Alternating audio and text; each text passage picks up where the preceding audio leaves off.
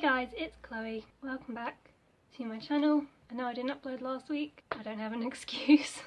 I'm just not good at sticking to schedules. But today I'm going to be talking about how I'm studying for the JLPT exam. So if you don't know, the Japanese language proficiency test is held in London twice a year, and I'm taking it in December. I'm going to be taking the N4 level. It's divided into 5 levels. So there's N5, N4, N3, N2 and N1, with N5 being the lowest level and N1 being the highest level. But for now I'll just be showing you the resources I'm using and some of the methods I'm using to study. So before I signed up for the exam and got books specifically for the exam, I was using the 90 Days of Japanese Language textbooks. They don't follow the JLPT leveling system, so some of the things from N4 I was already familiar with, and I did actually start studying for N3, but I was really struggling because I just didn't know enough vocab. So I was like, okay, I need to just go back, and I'd rather take the N4 now and pass it than try and study for the N3 and really struggle. So yeah, that's kind of the background of it. I've tried to organise these in a kind of logical way, but yeah, I've got a whole pile of books to get through. So the first thing I will talk about is I'm not sure how you say it, Udemy? The online courses. I'll link it down below. I started following the N4 course. So I printed it all out and I've just been following the online lessons and yeah, going through this. I didn't make many notes for grammar because a lot of the concepts I was familiar with, and just generally grammar, I tend to pick up grammar quicker. I don't know why. I think it's just because it's kind of more formulaic, like you have structures, like kind of set structures, so it just sticks in my mind easier. But what I did for the vocab is before I started a new lesson, I'd go through and highlight all the words I didn't know, so you can see there's quite a few words I didn't know already. Some of them now though I do know, which is good. But yeah, before the lesson I'll go through and just highlight everything I don't know. And then they give you example sentences and things like that, so I just wrote directly in the book all the example sentences, like all down here, and up here, and down here. And yeah, that's kind of it. There are some questions and things that they had. If I try and find... Yeah, so like here they had practice questions. There's not that many, but for forms and things like that they'll give you a table like here, and you kind of have to fill in the gaps with the correct forms and make the forms correctly and things like that. So that was a really good course. There's 15 lessons in the M4 level. I think when you sign up they have a special offer on for signing up, so I paid I think like £10 for that course, and I've got the other higher courses as well. And then yeah, these are just the revision notes I made. So I've just divided it into vocabulary, grammar, example sentences and important points to remember. So I have actually scanned all of these for each lesson and uploaded them on Google Drive, so I'll leave a link to those as well in case anyone is interested. And then we get into the actual textbooks. So I have the Nihongo So Matame series. For N4 it's just 2 books, so there's grammar, reading and listening in one book, and then the kanji and the vocabulary in the other book. For N5 I think it's all in one book, and for the other levels it's divided, so there's 5 books for the N3, N2 and N1. So I haven't finished these ones, I'm still working through these ones, but I will kind of show you what I do. So yeah, this one comes with a CD obviously for the listening practice. As I said, I'm kind of familiar with some of the grammar already, so I don't make notes. I don't have a notebook or anything that I kind of write things out in. I just go through and I highlight the key points and the meanings and when it's used in the example sentences, and if there's any extra notes that I already know, so I'm like, oh okay, this is this grammar point, I remember this is also used for this or something like that, I'll just write notes down the side, down here. And also if it's which form to use, so it's plain form, dictionary form, TEF form, stuff like that, I'll just make a little note of it just to kind of recall the information more than anything. And then yeah, I go through the questions and I answer the questions. So it's divided into it's like a lesson every day, and then on the 7th day of the week, so the last day of the week, it gives you like a bigger test. So I do all that and I write down my score for that one. So on the first week I got 55%, which isn't great, but it's a pass I think, so I'll take it. So I'm on the 2nd week now. I do 2 or 3 grammar lessons in a row, like in one go, just because I have time to, first of all, and also because yeah, it's kind of things I'm already familiar with, so I don't feel like I can sit there and go over the same points over and over again. I'm like, okay, yes, go through this one, review this one, move on to the next thing, because it's kind of the repetition, what's it called, like stage repetition or whatever it's called. So like I would have gone through it in the 90 Days of Japanese Language books, and I would have gone through it in the Udemy course, and then I would have gone through it in these books. So it's kind of, is it like staggered repetition or something? I can't remember what it's called. So I'm still on the grammar in this one. I haven't got the reading or the listening yet, but I'm just slowly working my way through those.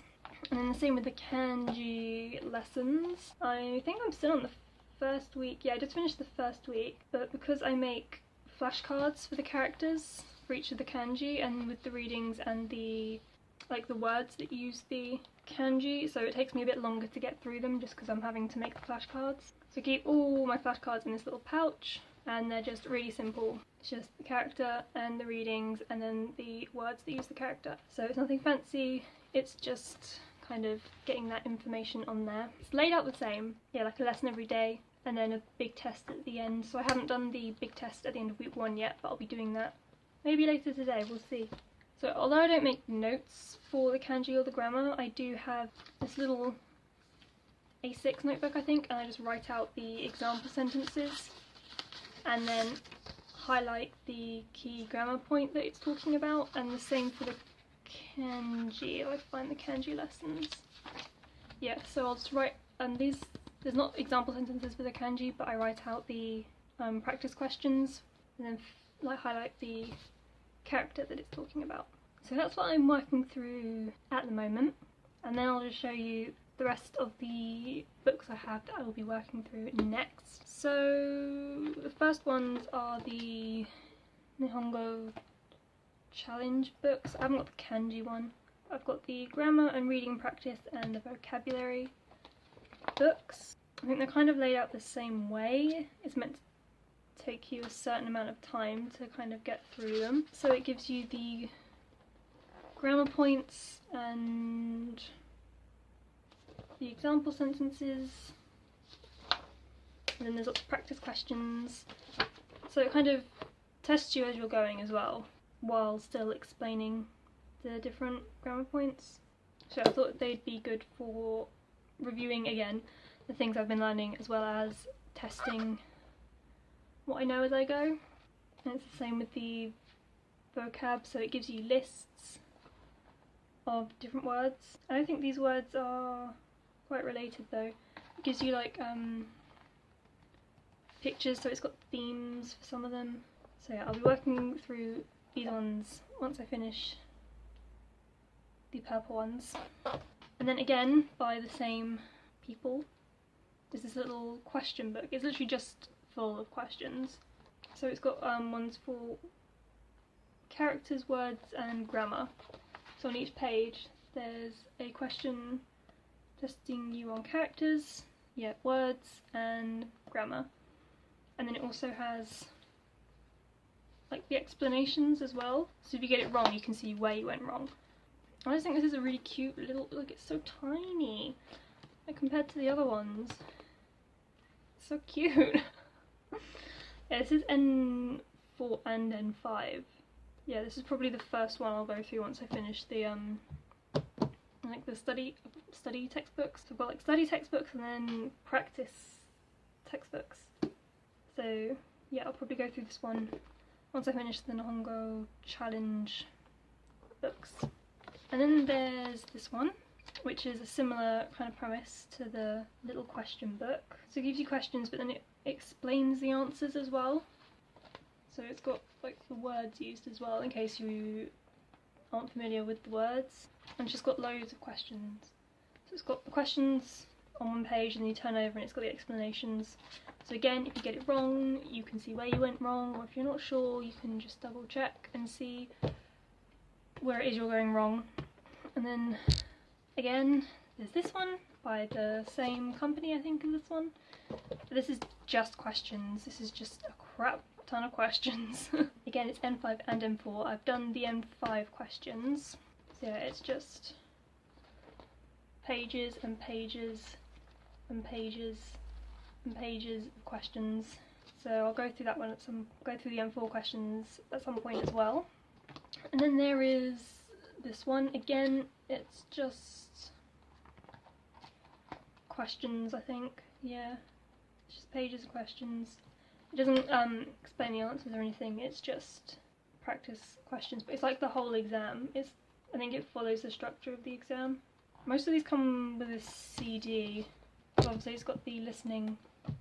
If they've got the listening questions, then they've got CDs, so that's another one. And then, last but not least, the official JLPT practice exam. So I did the N5 one, I can't remember when,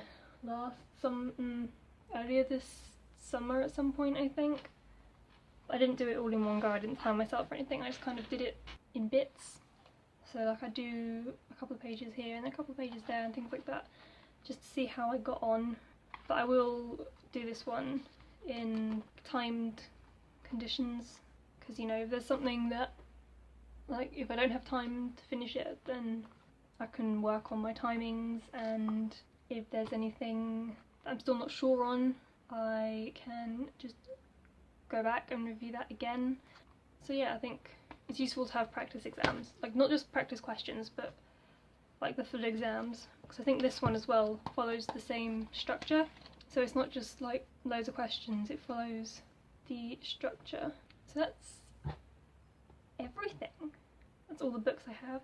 So the plan is that by the end of October or kind of very beginning of November, I will have finished like the study textbooks. So I will have finished the purple and the pink textbooks, and then that'll give me a whole month just to do like practice questions and just drill questions and things like that. So hopefully by December the 2nd, I think, is when the exam is, I should be in a good position to actually take the exam and actually pass it.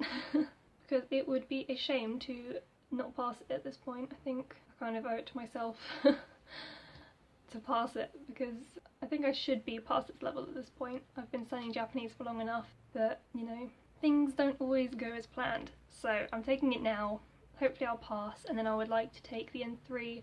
I will probably attempt it next summer, but then if I don't pass the first time, I'll just take it again in December. I'll try and list everything I've mentioned down below, because I'm not actually, like, a lot of these books use kanji that I don't know how to read.